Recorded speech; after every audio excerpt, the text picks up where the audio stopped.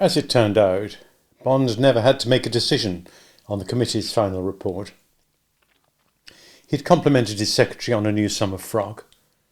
He was halfway through the file of signals that had come in during the night when the red telephone, that could only mean M, or his chief of staff, gave its soft, peremptory burr. Bond picked up the receiver. 07? Can you come up? It was the chief of staff. M? Yes, it looks like a long session. I've told Troop you won't be able to make the committee. Any ideas what it's about? The chief of staff chuckled. Well, I have, as a matter of fact, but you better hear about it from him. It'll make you sit up. There's quite a swerve on this one.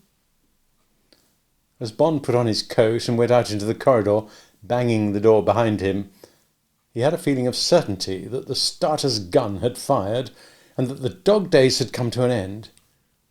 Even the ride up to the top floor in the lift and the walk down the long, quiet corridor to the door of M's staff office seemed to be charged with the significance of all those other occasions when the bell of the red telephone had been the signal that had fired him, like a loaded projectile, across the world towards some distant target of M's choosing. And the eyes of Miss Moneypenny, M's private secretary, had that old look of excitement and secret knowledge as she smiled up at him and pressed the switch on the intercom. 007's here, sir. Send him in, said the metallic voice, and the red light of privacy went on above the door. Bond went through the door, closed it softly behind him. The room was cool, or perhaps it was the Venetian blinds that gave an impression of coolness. They threw bars of light and shadow across the dark green carpet up to the edge of the big central desk. There the sunshine stopped, so that the quiet figure behind the desk sat in a pool of suffused greenish shade. In the ceiling directly above the desk, a big twin-bladed tropical fan, a recent addition to M's room, slowly revolved, shifting the thundery August air that, even high up above Regent's Park, was heavy and stale after a week of heat wave. M gestured to the chair opposite him across the red leather desk. Bond sat down and looked across into the tranquil, lined sailor's face that he loved, honoured and obeyed. Do you mind if I ask you a personal question, James? M never asked his staff personal questions, and Bond couldn't imagine what was coming. No, sir. M picked his pipe out of the big copper ashtray and began to fill it, thoughtfully watching his fingers at work with the tobacco.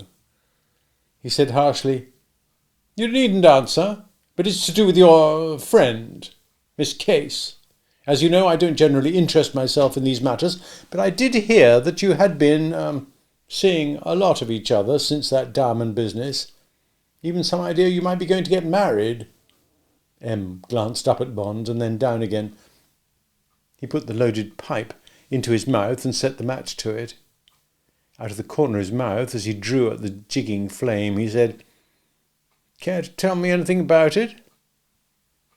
Now what? Wondered Bond. Damn these office gossips.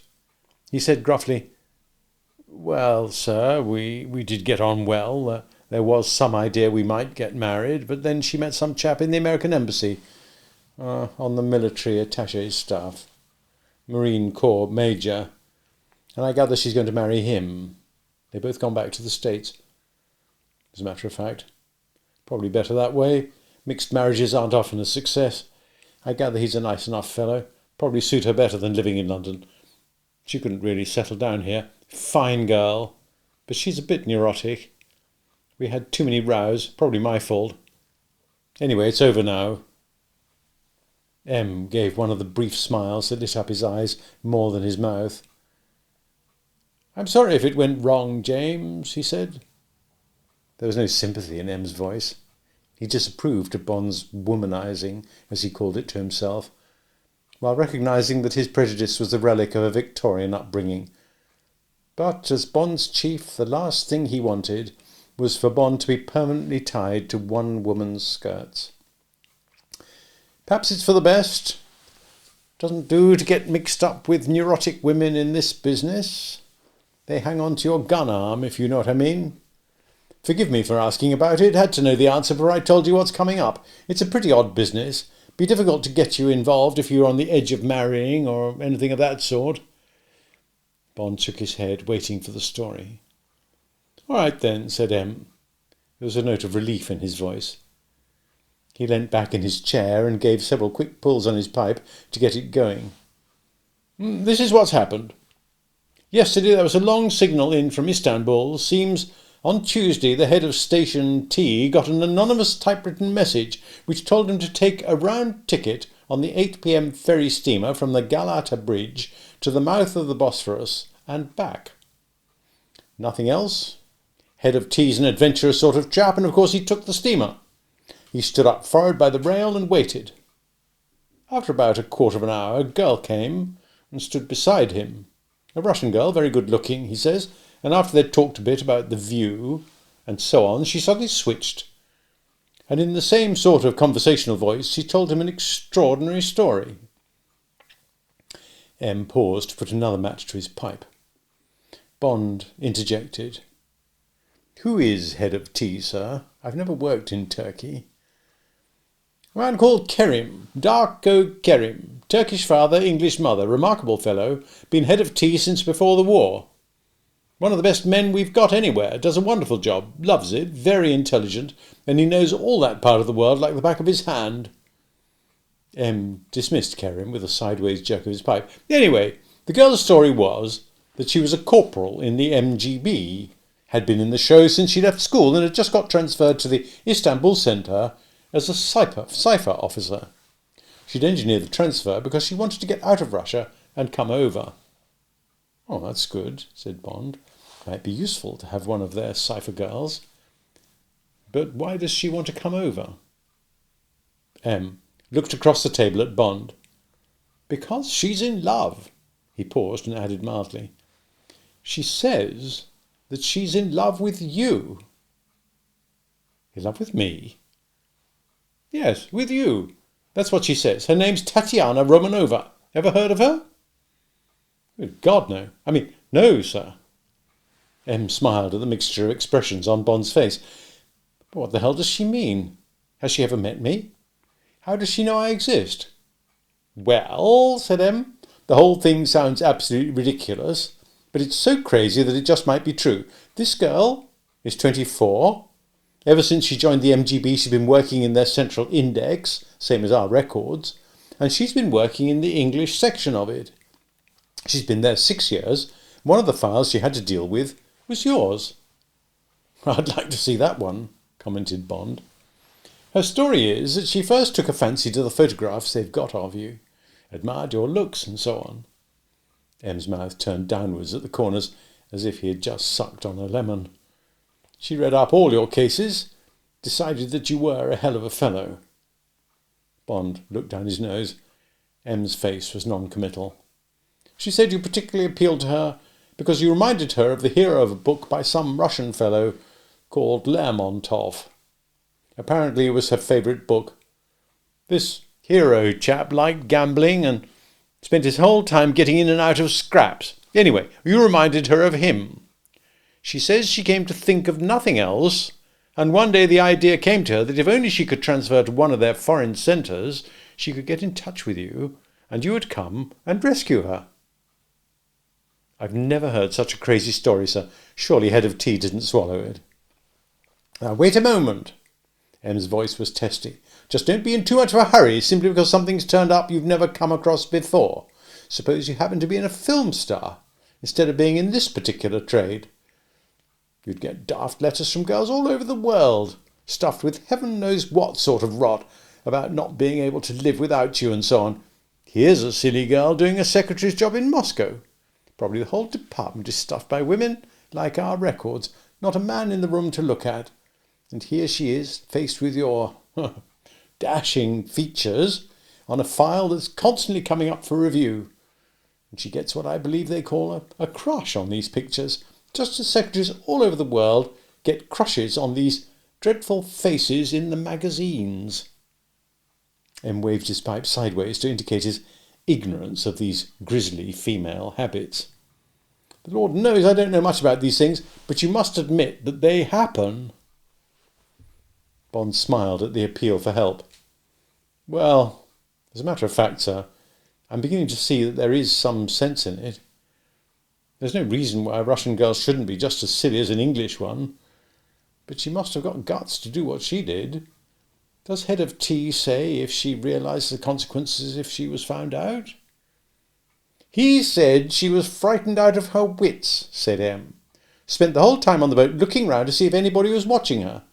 But it seems they were the usual peasants and commuters that take these boats.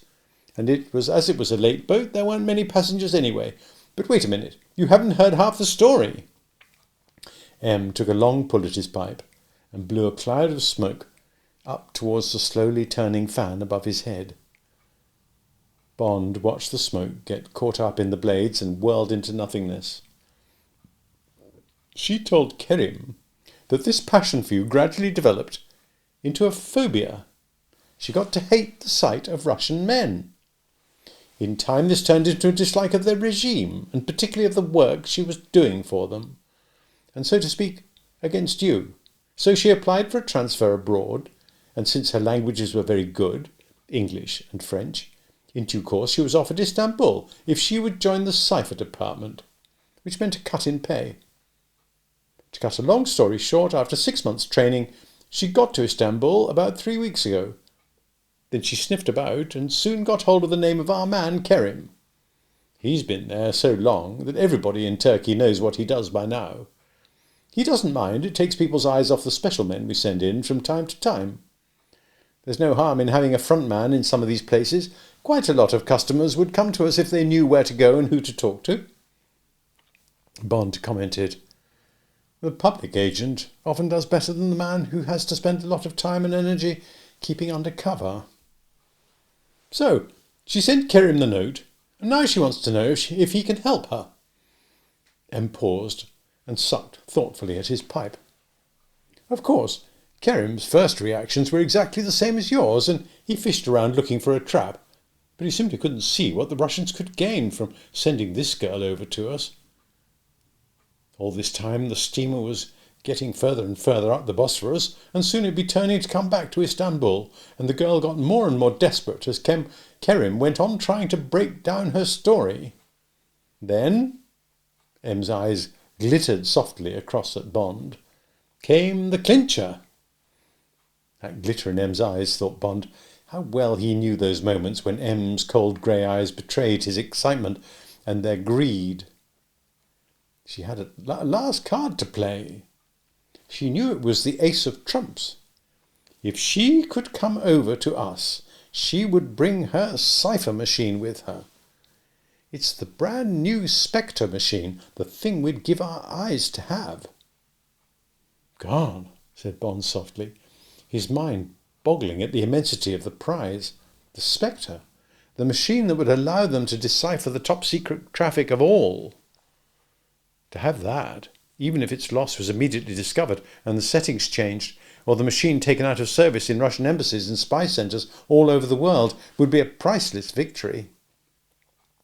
Bond didn't know much about cryptography, and for security's sake, in case he was ever captured, wished to know as little as possible about its secrets, but at least he knew that in the Russian Secret Service, loss of the Spectre would be counted a major disaster. Bond was sold. At once he accepted all M's faith in the girl's story, however crazy it might be. For a Russian to bring them this gift and take the appalling risk of bringing it could only mean an act of desperation, of desperate infatuation, if you liked. Whether the girl's story was true or not, the stakes were too high to turn down the gamble. You see, 007, said M softly. It was not difficult to read Bond's mind for the excitement in his eyes. You see what I mean? Bond hedged.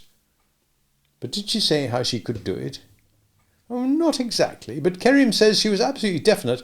Some business about night duty. Apparently she's on duty alone certain nights of the week and sleeps on a camp bed in the office. She seemed to have no doubts about it, although she realised that she would be shot out of hand if anyone dreamed of her plan. She was even worried about Kerim reporting all this back to me. Made him promise he would encode the signal himself and send it on a one-time only pad and keep no copy. Naturally he did, as she asked. Directly she mentioned the Spectre, Kerim knew he might be onto the most important coup that's come our way since the war. And what happened then, sir? Well, the steamer was coming up to a place called Otakoi. She said she was getting off there. Kerim promised to get a signal off that night, and she refused to make any arrangements for staying in touch, just said that she would keep her end of the bargain if we would keep ours. She said good night and mixed in the crowd going down the gangplank, and that was the last Kerim saw of her. M suddenly leant forward in his chair and looked hard at Bond. But of course, he couldn't guarantee that we would make the bargain with her. Bond said nothing. He thought he could guess what was coming. This girl will only do these things on one condition. M's eyes narrowed until they were fierce, significant slits. That you go out to Istanbul and bring her and the machine back to England. Bond shrugged his shoulders. That presented no difficulties. But, he looked candidly back at M, should it be a piece of cake, sir? As far as I can see, there's only one snag. She's only seen photographs of me and read a lot of exciting stories. Suppose that when she sees me in the flesh, I don't come up to her expectations. That's where the work comes in, said M grimly. That's why I asked these questions about Miss Case. It's up to you to see that you do come up to her expectations.